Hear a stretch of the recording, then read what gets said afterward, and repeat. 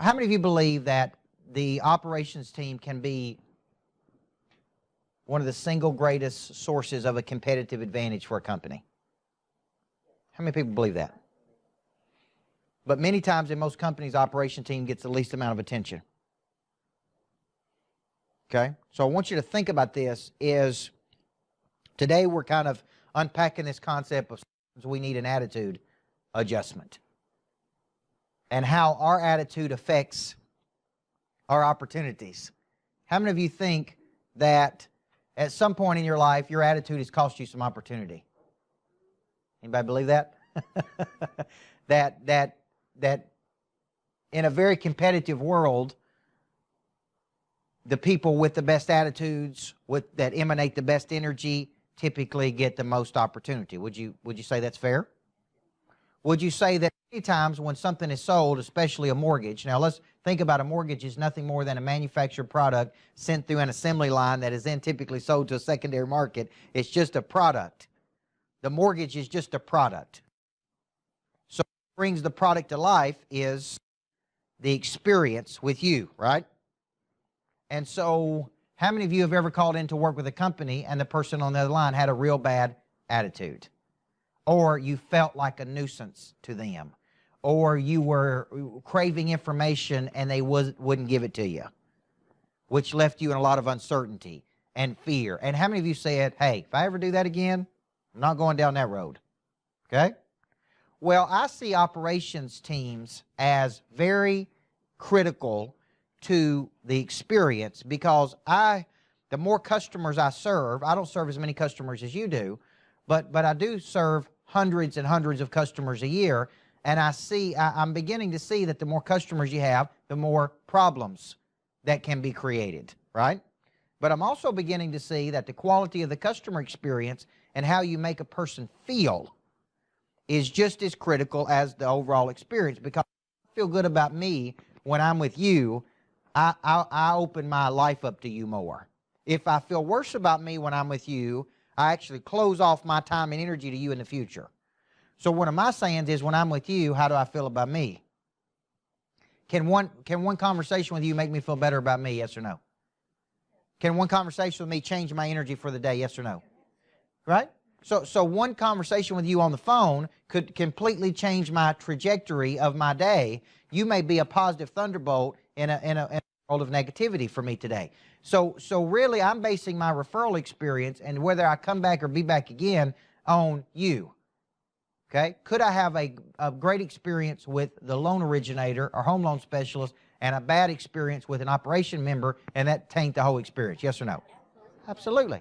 So, or could I have a great experience with you but a bad experience with them, right? The consumer don't care. When you go eat somewhere at lunch today, you don't care how good an attitude that the cook had if the server brings it out with a bad attitude.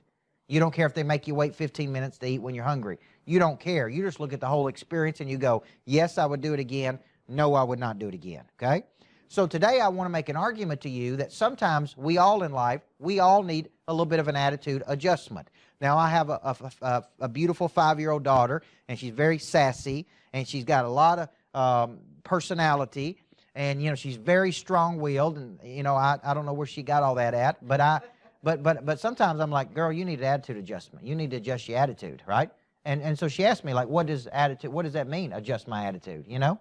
I'm like, well, even the way you're asking me is a bad attitude, right? So once you start saying you need attitude adjustment, but what I figured out is that sometimes as adults, we need attitude adjustment. Because what's happened? We become negative. We become cynical. We become pessimistic. We become people that put out bad energy. We become people that don't see the good in people. We see the bad. We started to expect the worst from people versus the best. We begin to believe that everybody will let you down. Everybody will break your heart. Everybody will do this. We begin to generalize. And sometimes we have to check our attitude because our attitude is what really opens the door for new opportunity. And I was telling the first group this day that I was on vacation last week, but the whole time I was on vacation, I had a bad attitude. And I had a bad attitude because I was having to deal with a lot of things that were not working appropriately in my business. And because I was having to deal with a lot of things that were not working appropriately in my business, it put me in a bad state of mind. And here's the problem. I couldn't shake myself out of it. Didn't matter. I was at the ocean. Didn't matter I was supposed to be relaxing. Didn't matter that I was supposed to be, with my family. I could not get out of this attitudinal funk that I was in because I was just so irritated and agitated, okay? Now, do you think that affected everybody on my trip, yes or no? Yeah, what they did is they spent a lot of their time worrying about me. So it's very selfish on my part because they're worrying like, hey, when are you going to relax? When are you going to have fun? Hey, when are you going to not think about your business? Now, granted, you guys are running a $2 billion business and I'm running a $2.5 million business, but I'm still running a business that's still functioning and working. And I couldn't explain to them, I know you don't understand, but I got a customer problem I got to deal with. I'm trying to hit my sales numbers and they need my help. And I just couldn't. So their time was spent worrying about my attitude. This is what happens at work when you bring a bad attitude. Is other people around you spend all their time worried about you. Like, what do we got to do to get you in a good mood? What's going on? How can we help you? You're very free, you seem very fragile. We can't really push you. We can't have a hard conversation with you. We got to walk on eggshells because of the attitude that you bring to the table. Okay? So where does that bad attitude typically start? When you have a bad attitude that you bring to work, where does it typically start? Give me some places it could start. Okay? Last week I did a retreat in Florida and I spent a lot of one-to-one time with people. And what I found out is 60% of those people had personal issues. So I'm wondering, like, what's going on with that person there? We're in Florida, we're at a retreat, but they seem distracted. They seem distant. They seem mad. They seem frustrated. Well, they seem that way because they're thinking about going through divorce. And it's just on their mind all the time. Their personal issues is on their mind all the time. So it put that person in a bad attitude because they were down there and they're supposed to be vacating, but they're thinking about what's going on in their marriage and what they're supposed to be doing and how they're supposed to be doing and why it's not working. And it just put them in a funk, right? And that funk stayed with them all week. It was a personal problem. And we all have those certain type problems. So one thing is a personal issue can put me in a funk. What else could put me in a funk? Think about your day of coming to work every day and, say again, traffic, yeah. Okay, and that's just the cost of doing business to live anywhere and around Nashville today, right? I live in Murfreesboro, and now we're starting to have traffic problems, okay? And you think that's a small town, but now there's too many people trying to get to, right? And it's like, man, we're, used to take 5 minutes, now it takes 30 minutes. All right, so what else can put you in a bad attitude? The news, especially if you watch a lot of it, because the whole world's falling apart if you watch the news every day, okay? So I don't watch the news at all, ever. And that leaves me somewhat uninformed sometimes, but that's okay because all I hear from the news is negative that's going on in the world. It's a big world, guys. 7 billion people on the planet. Okay? What else puts you in a bad attitude? There you go. Sometimes it's just, man, this is just overwhelming. And you wake up and you say, do I really have to wake up and do this again? Do I really have to go fight these battles? And what you begin to lose your mojo. Because it's just so exhausting. It's just so relentless. It's so and the more we do, the harder we push. So what I did is I woke up a few weeks ago, and here's how I felt. Here's how I felt for a good week solid. And I'm a positive person. I read positive stuff every day. I listen to positive stuff every day. I hang around a lot of positive people every day, right? But I woke up, and this is exactly how I felt. I was agitated, couldn't shake it. I was irritated. I was frustrated. I'm like, man, I ain't enjoying this at all. There's something about this that just, there's no enjoyment here to me, okay? And one definition of attitude is a position of the body proper to or implying an action or mental state. Matter of fact, what I was doing is pushing all this out. So here's all the definitions of attitude. I want you to think about you. A settled way of thinking. You know, one of the hardest things I face every single day is moving people, trying to move people that don't want to move. And if you say, what's the number one thing you see, coach, from coaching a lot of people, you know what I would tell you? Complacency. I think complacency is the biggest disease in America. You know what complacency is? A gradual settling to a place of mediocrity. It's a place of comfort. It's a place that I don't want to grow. I don't want to get better. I'm completely satisfied. And there's a difference between being content and just not wanting to get any better, right? So is it because they don't know that there's a better way to do it? Is it because they've never been exposed to getting better? But what I see is a settled way of thinking in a lot of people. Okay, I work with real estate teams, and sometimes they tell me, well, they're doing 2 deals a month, and they're completely happy doing 2 deals a month. And I'm sitting there going, 2 deals a month? I mean, these words are coming out of your mouth that a person is completely satisfied doing 1 or 2 deals a month. That's it. That's all the potential they have. Did they get into real estate to do 2 deals a month? And here's what they tell me. Oh, they're completely satisfied with 2 deals a month. I look at that and think, man, that is such a low bar to be satisfied with.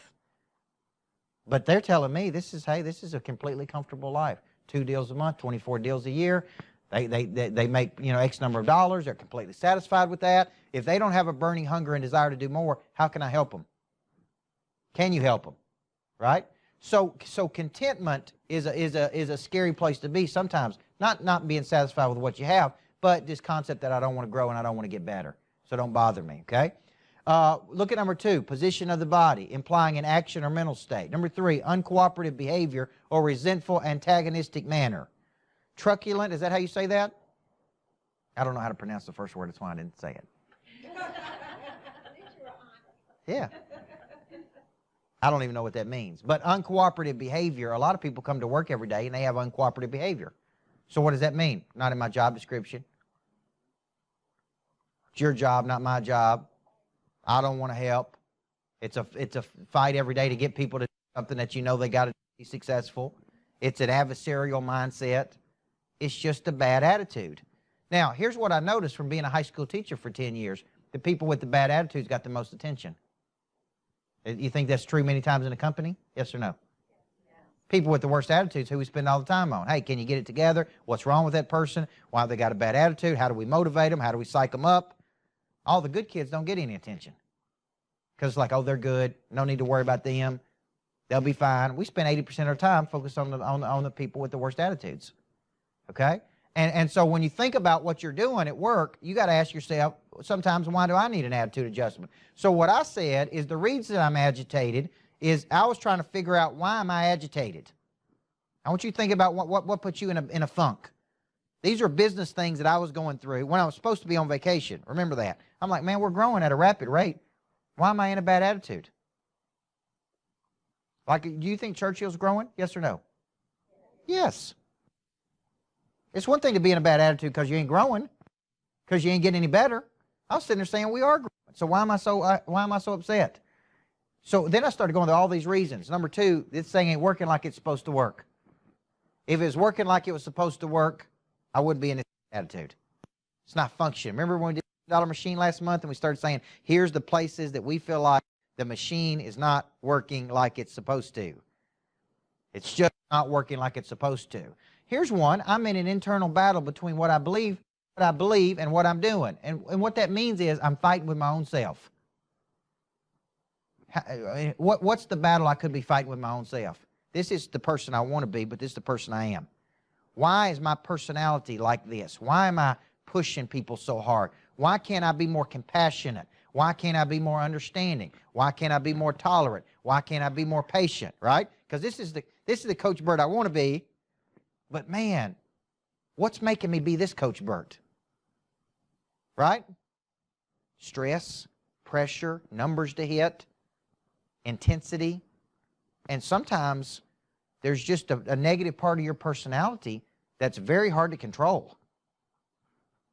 Okay? I was raised by a very controlling mother. And I try to always figure that out. Not that she had a Jezebel spirit, but I tried to figure out, like, why was she so controlling? And it came back to, had me when she was 16. I was really the only thing she had at that time. She was in a survival mindset. Everything was a threat. Do you understand? It's just me and her. It's like me and her versus the world. And so she always wanted to control everything. She always wanted to make sure everything was just under control. And there's no doubt in my mind that I inherited some of that personality.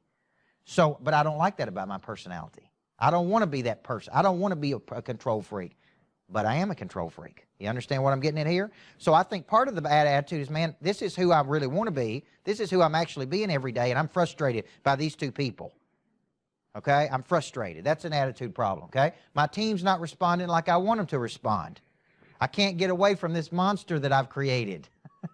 This is a big one in the mortgage business. One of the biggest problems in the mortgage business is what? You can't ever get away from it.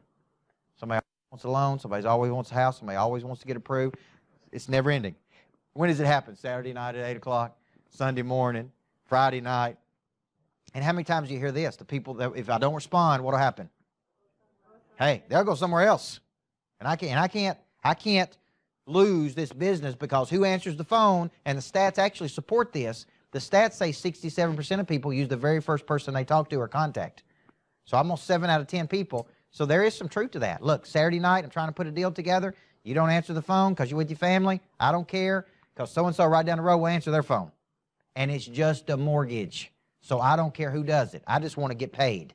That's how the world thinks. Well, that creates a stress, a 24-hour stress. I'm on call 24 hours a day. Can you imagine being a physician and being on call 24 hours a day and waking up at the middle of the night and you having to perform at your highest in the middle of the night when you've been in a deep sleep and now you're awake and now you got to go perform surgery to save a person's life? And I mean, I don't know about you, but I don't wake up in the middle of the night. And I don't perform at my best in the middle of the night. But that's really the life of a surgeon. It's, hey, we need you, and we need you right now, and you got to show up, and you got to be good, man. You got to be on your A game, okay? And so sometimes I can't get away from it, and that creates an attitude problem because sometimes I want to get away from it. And then here's the last one. I'm beginning to look for a way out. What happens is you begin in your mind going, how do I get myself out of this? How do I get out of this mess that I've got myself into?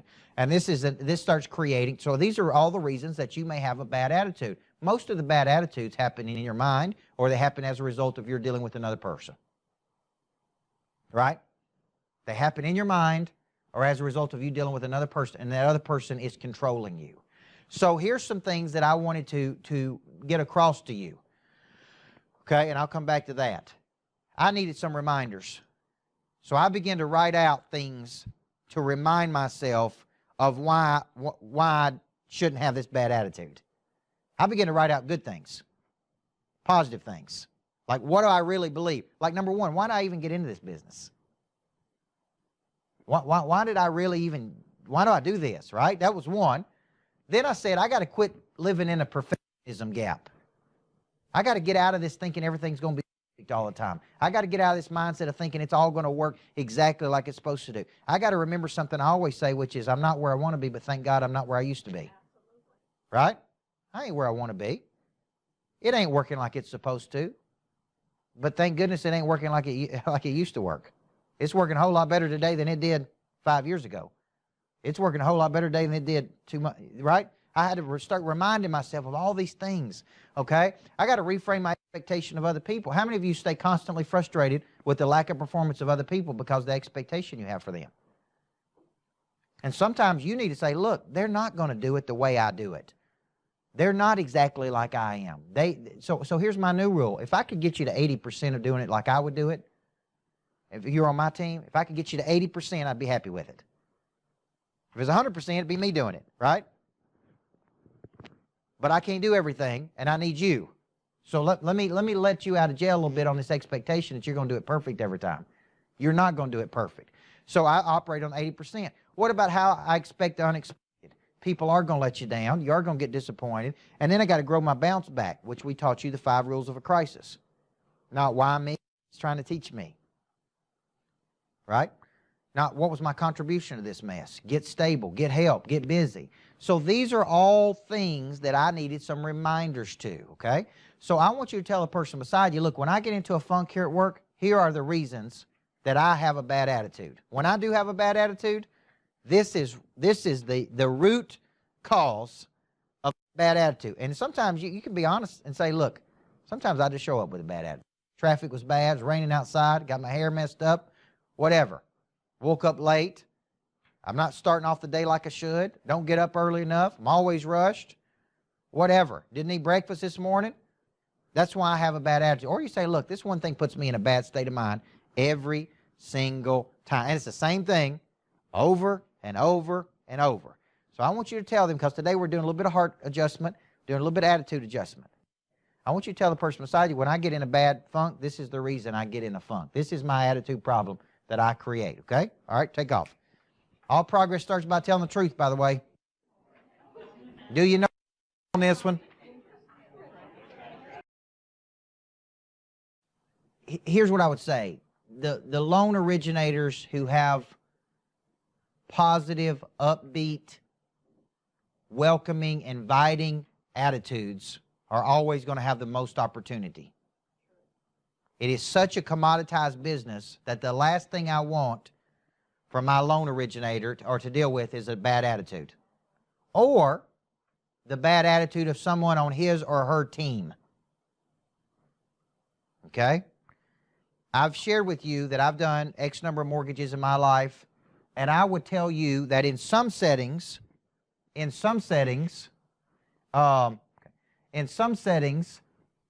wasn't the loan originator that I thought had a bad attitude. It was the loan originator's team that had a bad attitude. And you say, well, what do you mean? Well, it was how they made me feel when I had questions.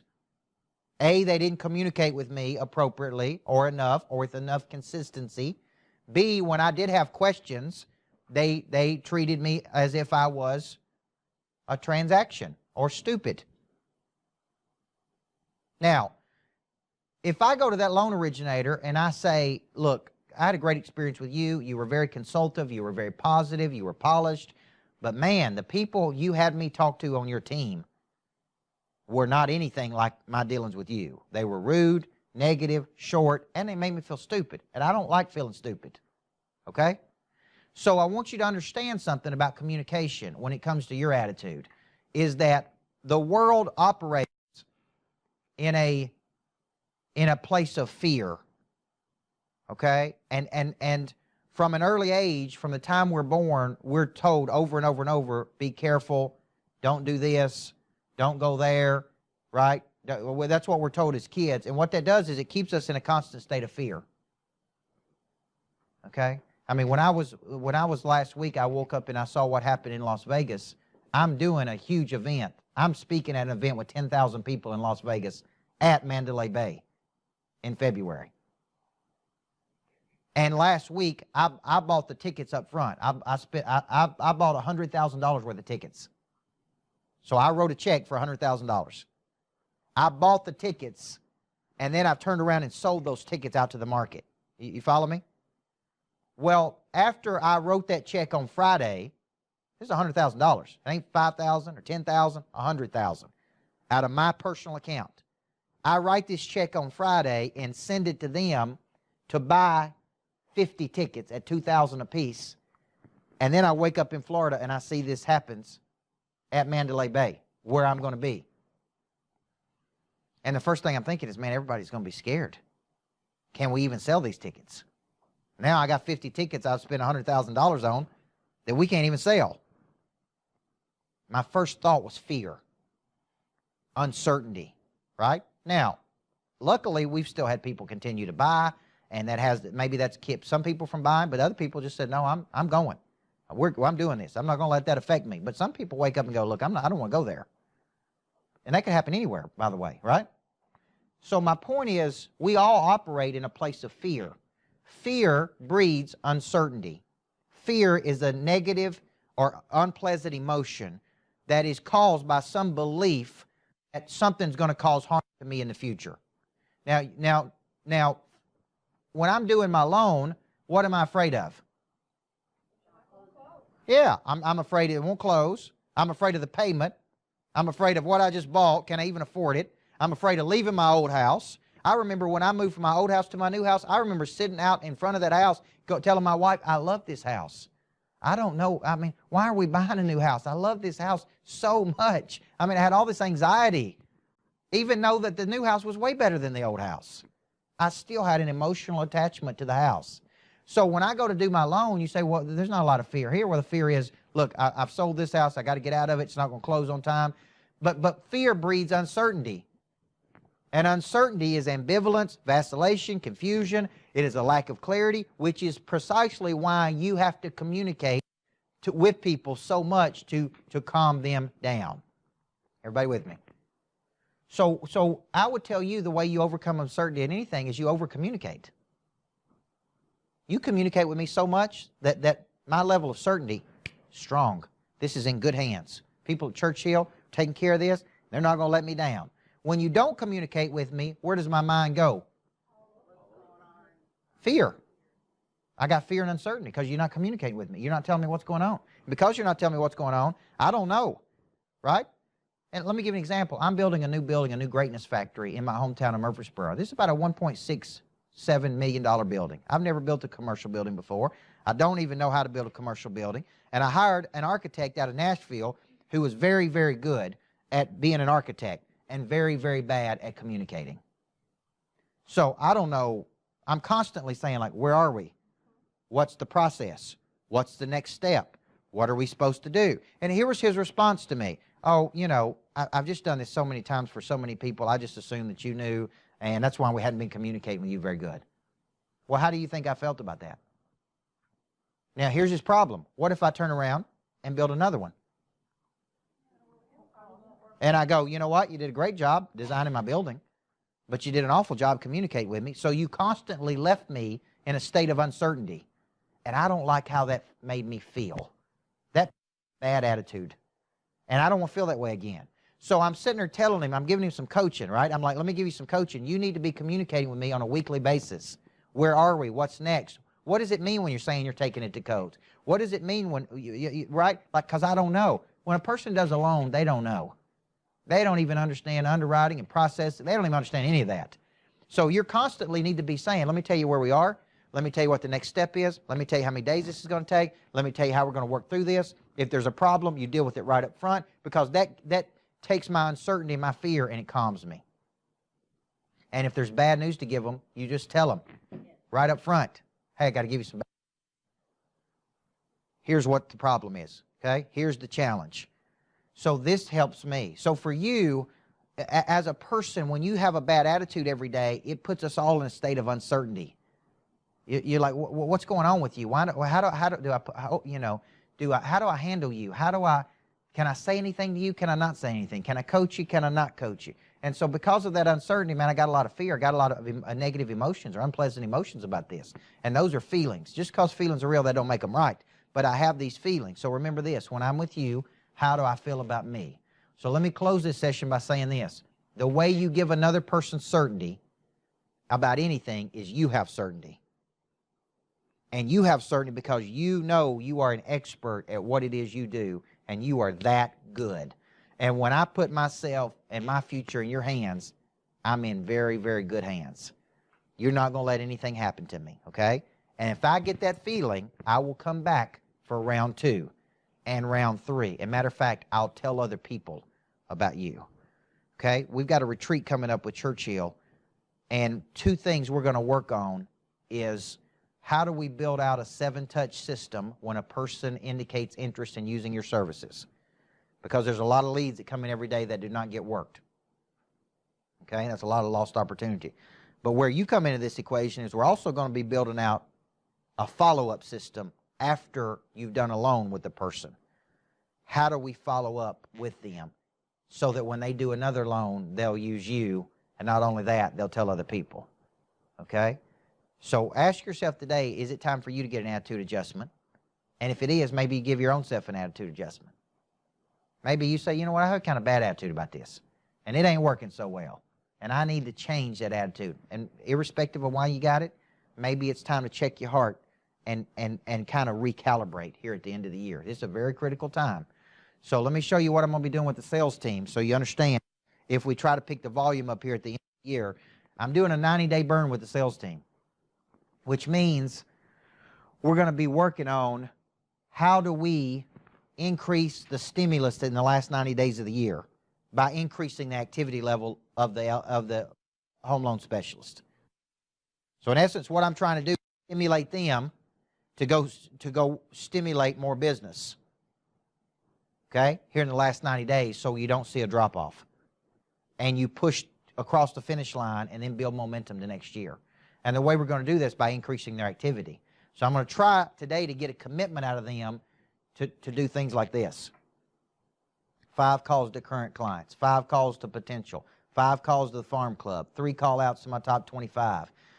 Commitment to work the HBM, commitment to work the leads in HBM, the green dot calls, commitment to call out 2 hours a day. What I'm trying to do is say you can stimulate your own economy.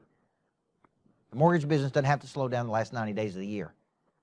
You can actually create momentum in business if you'll just go out there and work a system, because it's just probability.